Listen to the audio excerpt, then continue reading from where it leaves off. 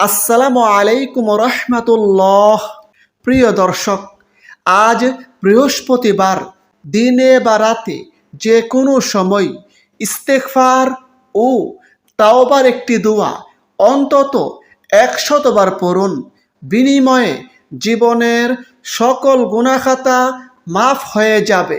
মহান আল্লাহ তাআলা নিজেই ওয়াদা করে বলেছেন, যদি কোনো বান্দা মন থেকে তাওবার নিয়তে ক্ষমা প্রার্থনা করে তাহলে আল্লাহ তাআলা তাকে ক্ষমা করে দিবেন। যেমন মহান আল্লাহ তাআলা পবিত্র কোরআনে বলেন, আর যে ব্যক্তি মন্দ কাজ করবে কিংবা নিজের প্রতি জুলুম করবে তারপর আল্লাহর কাছে ক্ষমা চাইবে, সে ব্যক্তি আল্লাহকে পাবে ক্ষমাশীল ও পরম দয়ালু। সূরা নিসা আয়াত 110। সেই সাথে বেশি বেশি পরিমাণে ইস্তেগফারের আমলের মাধ্যমে গায়েবী সাহায্য আসবে, বৃষ্টির ফুটার মতো গায়েবী রিজিক আসবে, বিপদ মুসিবত দূর হবে, দুশ্চিন্তা পেরেশানি থেকে মুক্তি পাবেন ইনশাআল্লাহ। যেমন হাদিসে রয়েছে, আল্লাহর রাসূল সাল্লাল্লাহু আলাইহি সাল্লাম বলেছেন, যে ব্যক্তি নিয়মিত বেশি বেশি পরিমাণে ইস্তেগফার পাঠ করবে, অর্থাৎ ইস্তেগফারের আমল করবে, আল্লাহ তাআলা তাকে সকল প্রকার বিপদ আপদ হতে মুক্ত করবেন, তার সব দুশ্চিন্তা পেরেশানি দূর করে দিবেন এবং তার জন্য এমন স্থান থেকে রিজিকের ব্যবস্থা করবেন যা সে কল্পনাও করতে পারবে না। সুবহানাল্লাহ। আবু দাউদ শরীফ, হাদিস নম্বর 1518। দর্শক, আমরা জীবনে ছোট বড়, জানা অজানা কতই না গুনাহ করেছি। গুনাহে জর্জরিত আমাদের এই জীবন এবং প্রতিনিয়তই গুনাহের সাগরে হাবুডুবু খাচ্ছি, কখনো ইচ্ছাই কখনো বা অনিচ্ছাই। তারপরও যদি আমরা মন থেকে তাওবা ইস্তেগফারের আমল করি তাহলে আল্লাহ তাআলা নিশ্চিতভাবে আমাদেরকে ক্ষমা করে দিবেন। তবে তাওবা ইস্তেগফার করতে হবে সঠিকভাবে, সঠিক নিয়মে। আজকের ভিডিওতে সে সম্পর্কে আলোচনা করব, সুতরাং গুরুত্বপূর্ণ ভিডিওটি সম্পূর্ণ দেখুন এবং সে অনুযায়ী আমল করুন। উপকারী মনে হলে প্রিয়জনের কাছে শেয়ার করুন।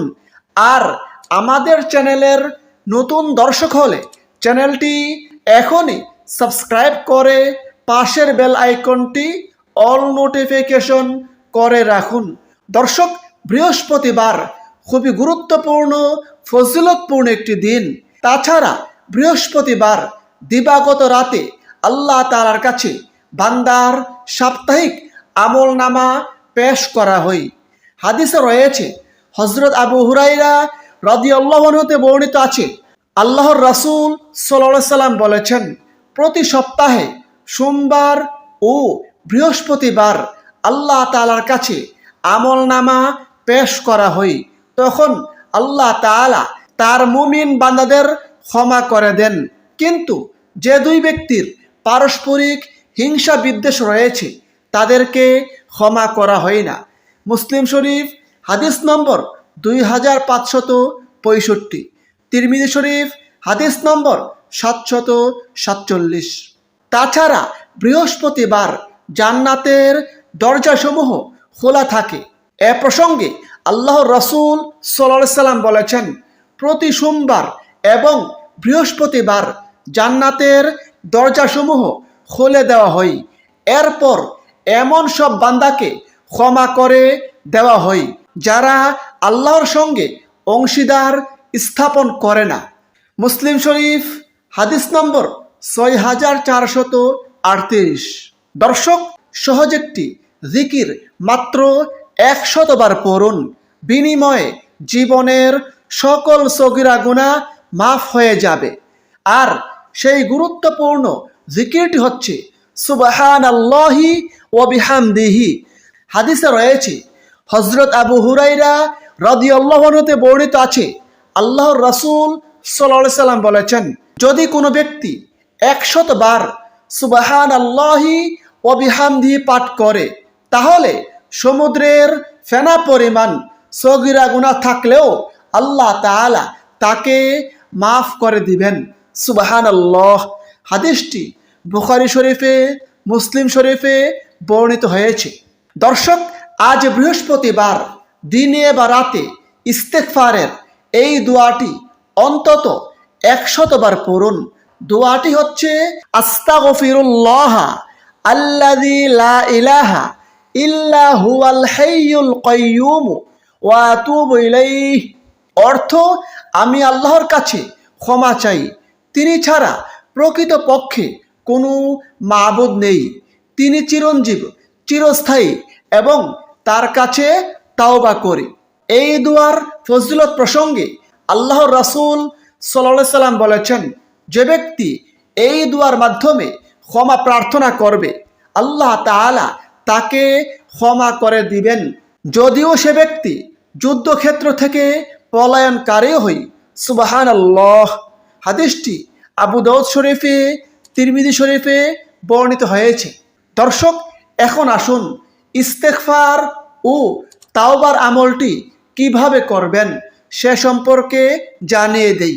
আপনি প্রথমে এক জায়গায় বসে চুপি চুপি মনোযোগের সঙ্গে ইস্তেগফার ও তাওবার এই দোয়াটি অন্তত 100 বার পড়ুন।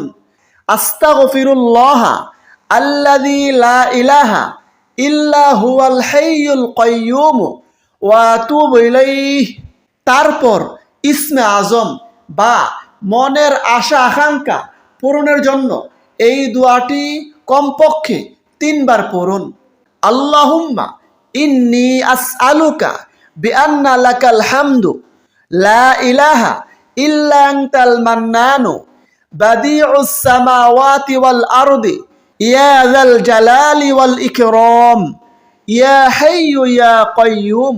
ইসমে আজমের ফজিলত প্রসঙ্গে হাদিসে রয়েছে, আল্লাহর রাসূল সাল্লাল্লাহু আলাইহি সাল্লাম বলেছেন, যে ব্যক্তি ইসমে আজমের মাধ্যমে দোয়া করে আল্লাহ তাআলা তার দোয়া কবুল করেন, আল্লাহ তাআলা তার মনের সকল নেক আশা পূরণ করেন। দর্শক, এইভাবে দোয়া দুটি পড়ার পর 3 বার রাসূলের প্রতি দুরূদ পাঠ করুন। সেক্ষেত্রে আপনি যে কোনো দুরূদ শরীফ পড়তে পারেন। আপনি চাইলে এই সহজ দুরূদ শরীফটি পড়তে পারেন, সাল্লাল্লাহু আলান নবী মুহাম্মদ। তারপর সর্বশেষে দুহাত তুলে প্রথমে আল্লাহ তাআলার প্রশংসা এবং রাসূলের প্রতি দুরূদ পাঠমূলক দোয়া পড়ুন, যা দোয়া কবুলের অন্যতম শর্ত। তারপর আল্লাহ তাআলার কাছে কাকুতি মিনতি করে বিনয়ের সাথে নিজের জীবনের সমস্ত গুনাহের কথা স্বীকার করে ক্ষমা প্রার্থনা করুন। আল্লাহ তাআলা জীবনের ছোট বড়, জানা অজানা সকল প্রকারের গুনাহ মাফ করে দিবেন। আল্লাহ তাআলার কাছে নিজের সকল প্রয়োজন তুলে ধরুন, আল্লাহ তাআলা সকল প্রয়োজন পূরণ করে দিবেন।